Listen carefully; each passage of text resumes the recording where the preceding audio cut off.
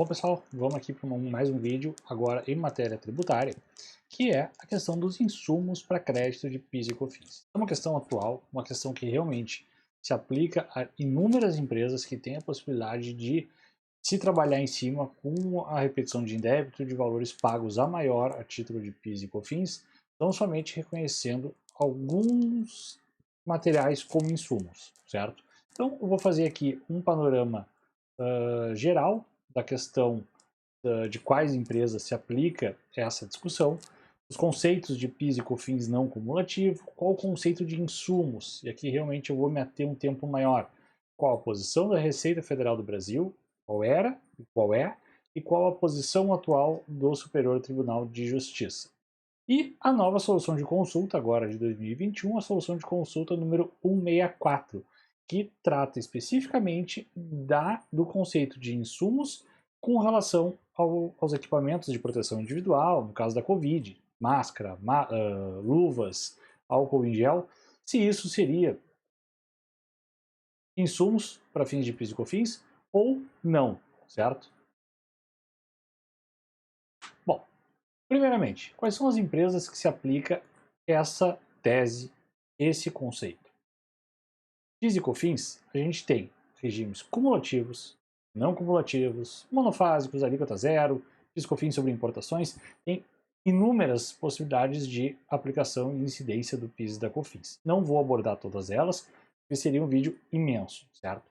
Então, o foco aqui é regime não cumulativo de PIS e da COFINS, que é o regime onde se aplica o conceito de insumos e onde se tem a possibilidade de gerar crédito de PIS e COFINS para reduzir o valor do tributo a ser pago, certo? Então a gente só vai falar aqui e tudo que a gente falar só vai se aplicar ao regime não cumulativo de PIS e COFINS. Bom, qual é a diferença primeiramente na prática? O regime cumulativo, a base de cálculo do PIS e da COFINS, ele é a receita bruta operacional da pessoa jurídica sem deduções, sem nenhuma dedução em relação a custos, despesas e encargos, certo? Esse é o primeiro conceito. E a alíquota do PIS e da COFINS é 0,65% e 3%. Só deixando claro, são contribuições, certo? Não é imposto. Quem é que é obrigado, quem calcula o PIS e a COFINS pelo regime cumulativo? Pessoas jurídicas de direito privado, logicamente, que apuram o imposto de renda da pessoa jurídica pelo lucro presumido, certo? Então, tem lucro real, lucro presumido, lucro arbitrário. Toda pessoa jurídica de direito privado que fizer o seu imposto de renda com base no lucro presumido está sujeita à sistemática cumulativa. Logo, não tem direito a reconhecer, ou melhor, não teria o porquê reconhecer algum insumo para fins de gerar crédito de PIS e COFINS, porque não vai se ter a figura do crédito do PIS e da COFINS, certo? Bom, regime não cumulativo, e aqui sim entra na área do vídeo de hoje, que é basicamente o regime que foi instituído na Lei 10.637 e na Lei 10.833. Mas por que duas leis? Uma para o PIS, uma para o COFINS, observando aqui o princípio da legalidade tributária. Bom, a base de cálculo é a principal diferença entre os dois regimes. No não cumulativo, é a receita bruta operacional da pessoa jurídica, até aqui tudo igual com relação ao cumulativo, e aqui vem a diferença. Permitido desconto de créditos apurados em relação a custos, despesas e encargos. E afinal, o que é custo, despesas e encargos que gera crédito de PIS e de COFINS? Que é realmente a principal questão a se abordar, a se saber na contabilidade da empresa o que é que gera crédito, o que não gera.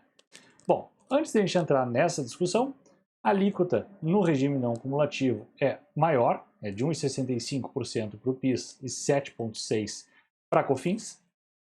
Quem é que está sujeito ao regime não cumulativo? Então, na hora de captar cliente, na hora de saber se a empresa tem ou não direito a reconhecer algum bem como crédito, como insumo, são as pessoas jurídicas que apuram o imposto de renda pelo lucro real, certo? Então, todas as empresas que apuram o seu imposto de renda da pessoa jurídica no lucro real estão sujeitos à sistemática não cumulativa do PIS e da COFINS, e aí sim a gente fala de crédito de PIS e COFINS.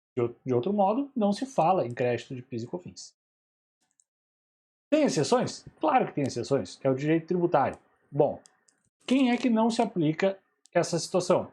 Instituições financeiras, cooperativas de crédito, securitização de créditos mobiliários e financeiros, planos de saúde, serviços de vigilância, transporte de valores.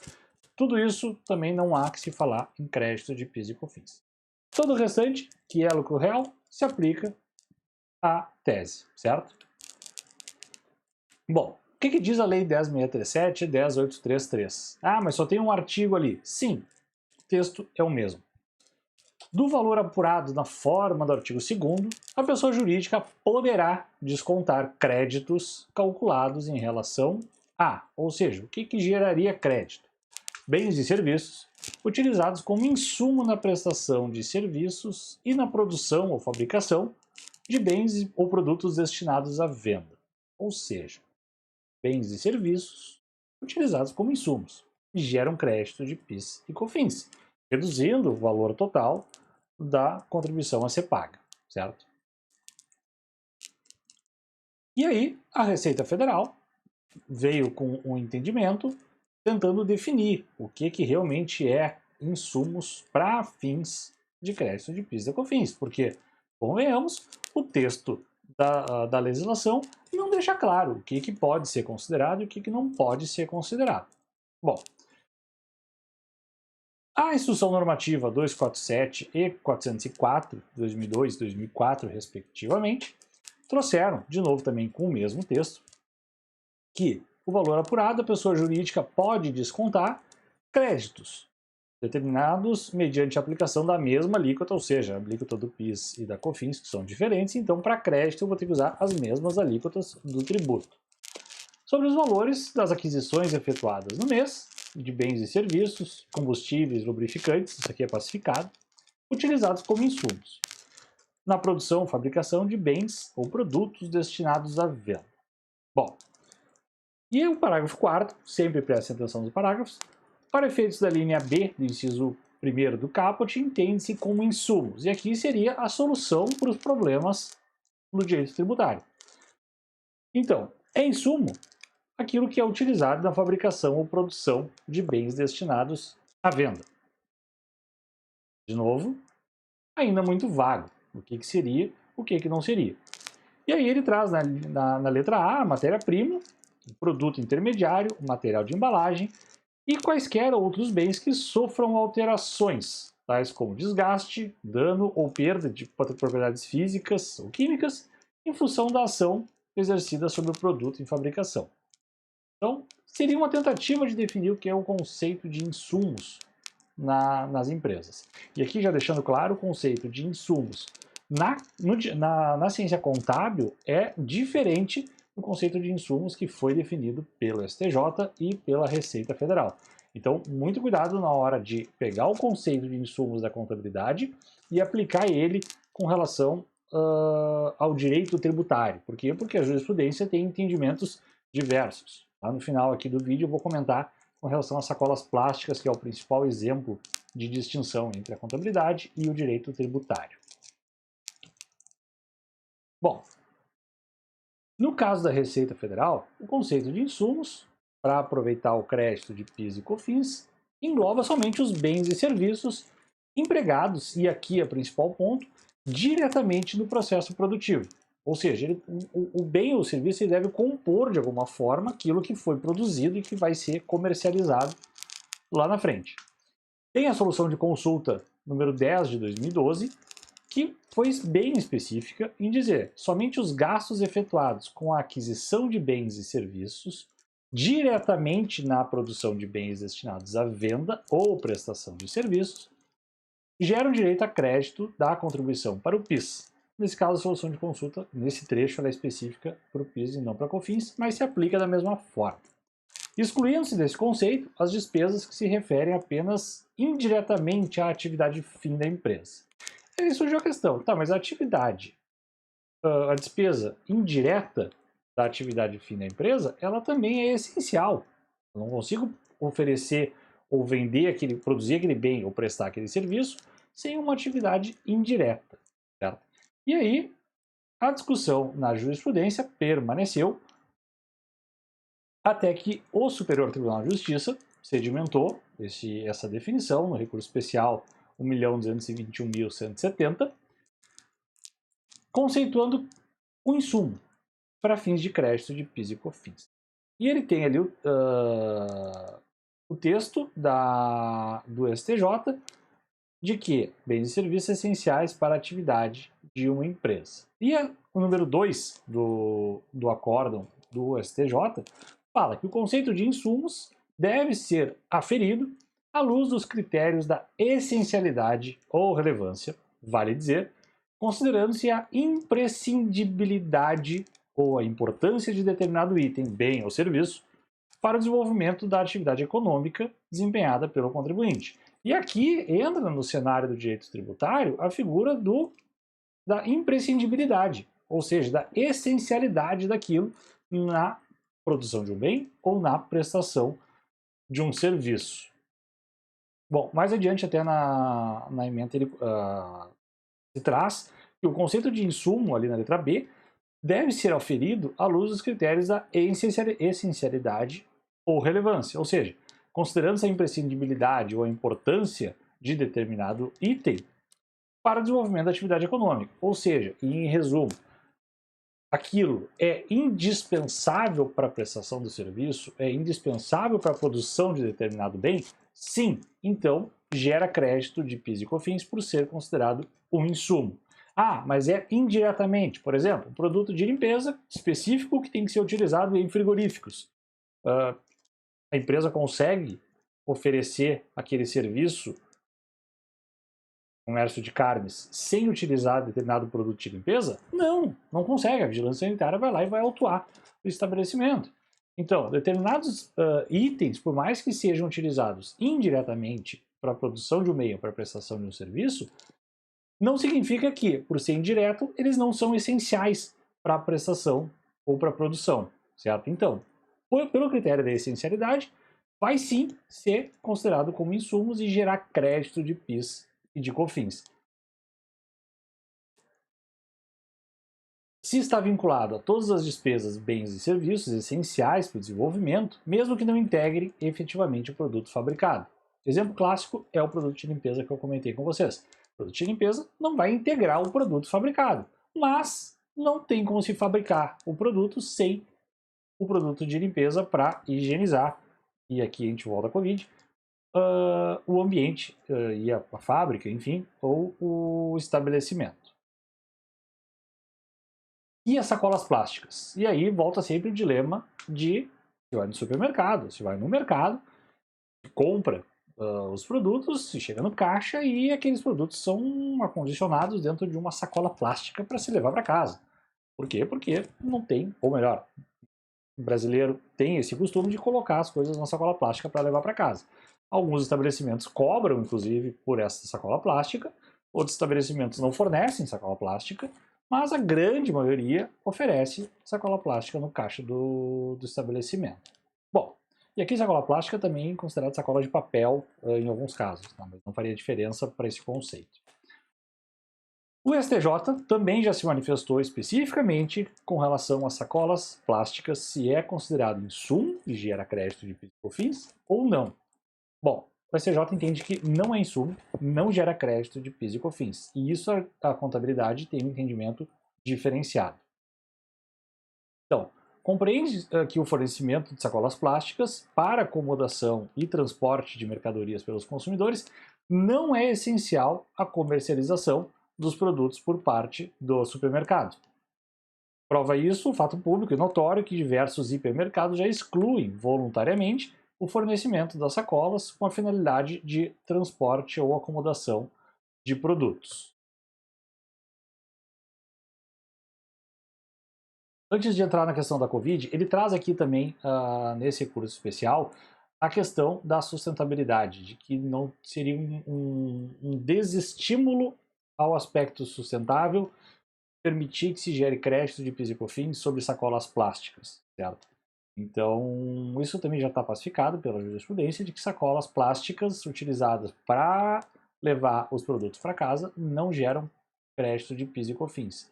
Ah, mas aquela embalagem onde se vende os frios, sim, aquilo ali é indispensável. Não tem como sair com um pedaço de presunto não acondicionado. Então, aquilo ali é essencial. Então, sim, aquilo ali pode gerar crédito de PIS e COFINS, assim como as sacolas do setor de hortifruti. Então, vou comprar uma fruta, preciso dessa sacolinha para poder acondicionar aquela fruta.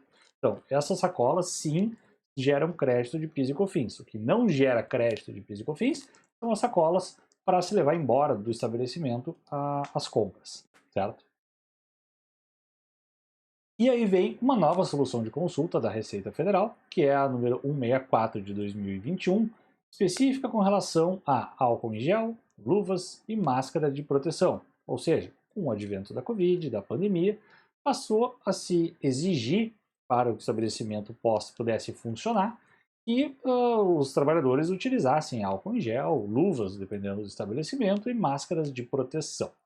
E aí surgiu a questão: é indispensável para a prestação do serviço ou para o estabelecimento poder abrir a utilização desses itens? Sim, a norma que está em vigor durante o período da Covid exige isso. Bom, e a Receita Federal foi questionada se isso seria considerado insumos, geraria crédito de PIS e COFINS. E o que se conclui dessa solução de consulta, e é o trecho da própria solução, que é as máscaras de proteção contra a Covid, por mais que não sejam considerados EPIs propriamente ditos, se tiverem sido fornecidos pela pessoa jurídica, pela empresa, a trabalhadores uh, alocados no setor de produção de bens, sim, esses itens são considerados insumos, gerando crédito de PIS e COFINS. Porém, e aqui a grande discussão, esses mesmos itens, quando forem alocados, quando forem fornecidos a trabalhadores que estão alocados nas atividades administrativas, não seriam considerados insumos para fins da apropriação de créditos de PIS e COFINS. E aqui gera uma questão muito peculiar, que é, então, o trabalhador que está na linha de produção, o mesmo item gera crédito de PIS e COFINS, enquanto que o trabalhador que está na tarefa administrativa não gera crédito de PIS e COFINS. Sendo que aqui se está tratando uma questão de saúde pública, de proteção do trabalhador. Então aqui realmente não consigo concordar com essa interpretação. Mas onde é que surgiu essa conclusão da solução de consulta 164? Isso só vem de agora? Não. Isso vem e tem como fundamento na própria solução o parecer normativo da COSIT número 5 de 2018, que tem como fundamento de que somente podem ser considerados insumos os itens aplicados no processo de produção de bens destinados à venda ou prestação de serviços. E aí, o parecer ele é expresso em excluir desse conceito os itens que são utilizados nas demais áreas de atuação da pessoa jurídica, como administrativa, jurídica, contábil. E esse parecer da COSIT número 5, ele veio após a decisão do STJ tentando regulamentar aquela decisão. Mas como dá para ver, essa restrição de áreas da empresa, ela não existe na decisão do Superior Tribunal de Justiça. Ela foi incluída posteriormente numa interpretação da Receita Federal. Então, a interpretação da Receita Federal, ela está sendo mais restritiva, mais gravosa ao contribuinte do que aquela manifestação do STJ sobre o conceito de insumos, certo? Então, o que eu tinha para comentar com vocês é isso. Provavelmente vou gravar um próximo vídeo a respeito dos regimes do PIS e da COFINS, que sempre é uma discussão que se tem, um problema que se tem. Mas, por hoje, é isso que eu tinha para comentar com vocês. Não concordo com a posição da Receita Federal com relação ao não reconhecimento de luvas, máscaras e álcool gel como insumos para fins de crédito de PIS e COFINS. Pela decisão do STJ, sim, esses itens deveriam ser considerados como insumos, independentemente do local da empresa onde o trabalhador desempenha suas funções. Certo? Forte abraço, pessoal!